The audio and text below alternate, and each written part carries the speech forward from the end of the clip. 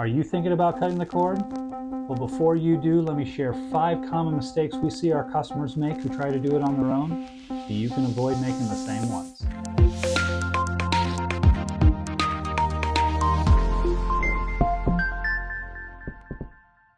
Hey guys, welcome to the Home Connect Solutions channel, where we focus on ways to help you with cutting the cord, streaming, and your home Wi-Fi. Please consider hitting the like button or subscribing to our channel so you can be alerted when we drop more videos.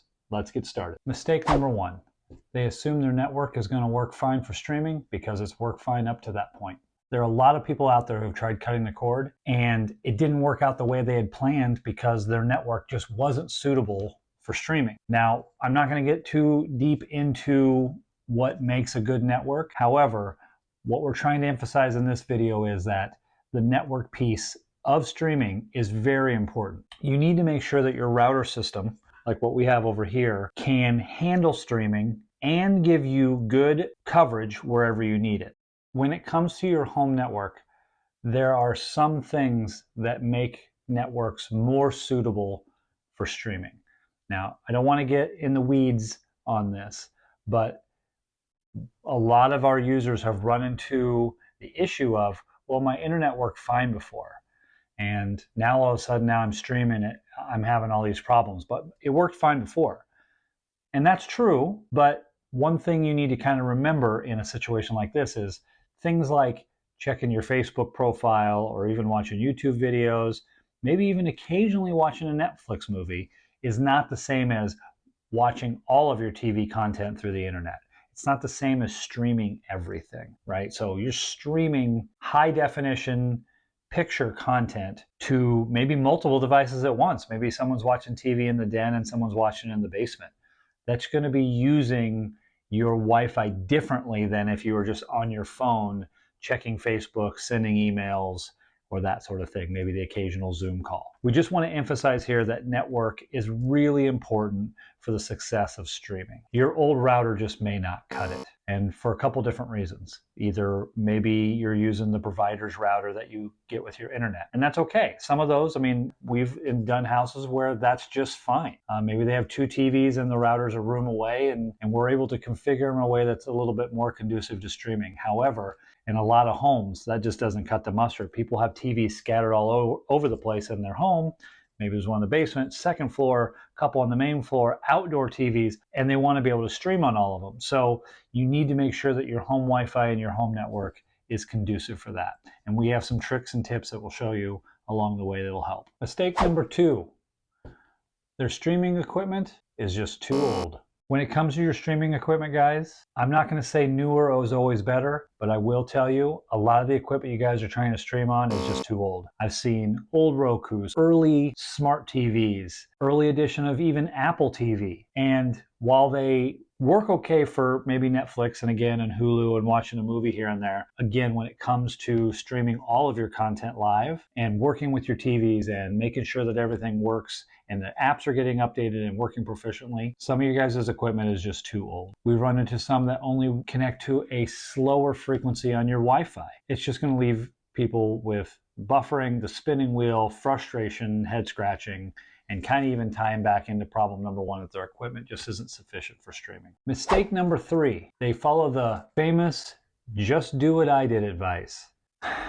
People are always quick to extend their questions to a neighbor, a loved one, a family member, to ask, how should I do it? What do you think? People love to share their story. They love to tell you what they did in their house and how much they love it and how much they enjoy it and how much it's just changed and the money they're saving. However, they focus a lot of their efforts on their story on what they did, and instead of asking what the user wants when it comes to watching TV. I've learned in this world that we all watch TV very, very differently. And I was naive in the beginning. In the beginning, I thought, man, we all probably watch TV the same. And I'm a normal TV watcher, but the truth of the matter is we don't. There are so many different ways that people watch TV. Some people only watch something from a DVR so they can fast forward commercials. Some people only watch 3 channels and they only watch them live and they never record anything. Some people like to channel flip. Some people like to watch TV in separate rooms. Some people have to figure out how to decide on a show. If you really sit down and think about how you watch TV in your house,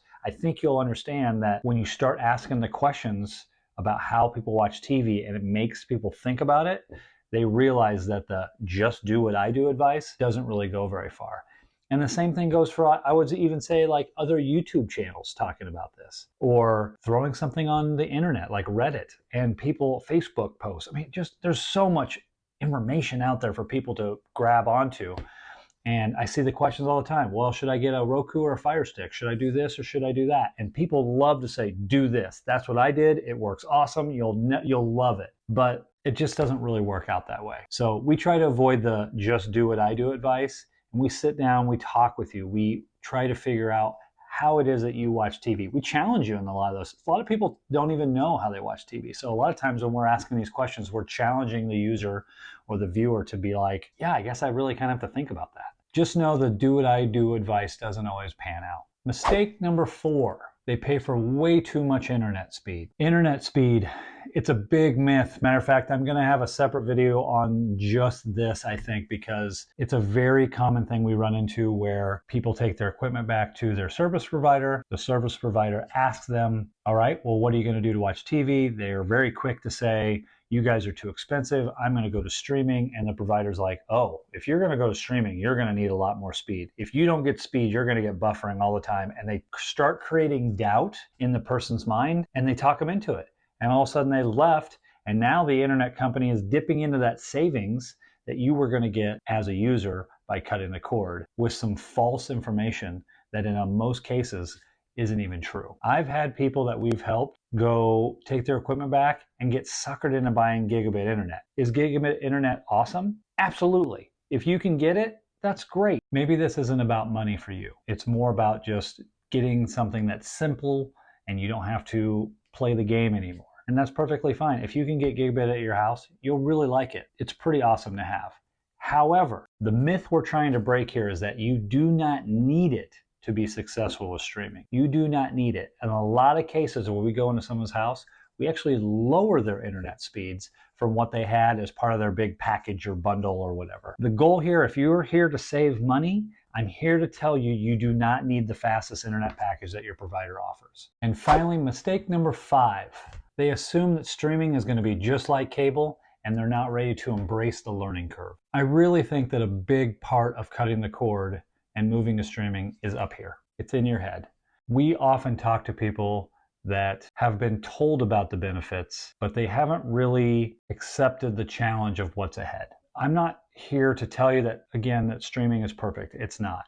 But it is different. When something's different, you have to be ready for that change. When we talk to people and they've just, and they're sharing their story with us, and that story is telling us, man, I'm tired of going back to my provider and calling for deals, and it's just getting really old. And then, they lowered my bill and now it's back up. I mean, this game that we keep having to play, they get so sick of that they're ready for a change. It doesn't matter what it's going to be. They're ready for it. They're mentally told themselves, I'm going to learn it.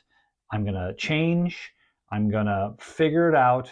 And they make that leap. And I think that's what helps a lot of people get off and running. When we come in, again, we actually ask those questions. Are you sure? Just so you know, there's going to be a learning curve that comes with this. There's going to be a part of this that is not intuitive. It's not like cable. You're going to go from having a remote that has 47 buttons on it to, if you stream on a Fire Stick or Roku, having a remote that has 9 buttons on it. It's really different in how you do things. Now, can you still DVR? Yes. Can you still channel flip? Yes. But it's not done with a button. There's no previous button on these devices.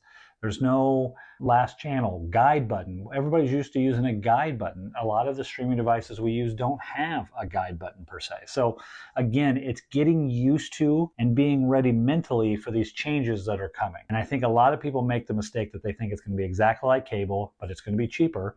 And it doesn't really pan out to be. So therefore problems kind of occur, they get frustrated faster, and then they end up going back and not sticking with it. So there you have it, guys. 5 common mistakes we see when people cut the cord on their own. Thanks for hanging out. We'll see you in a future video.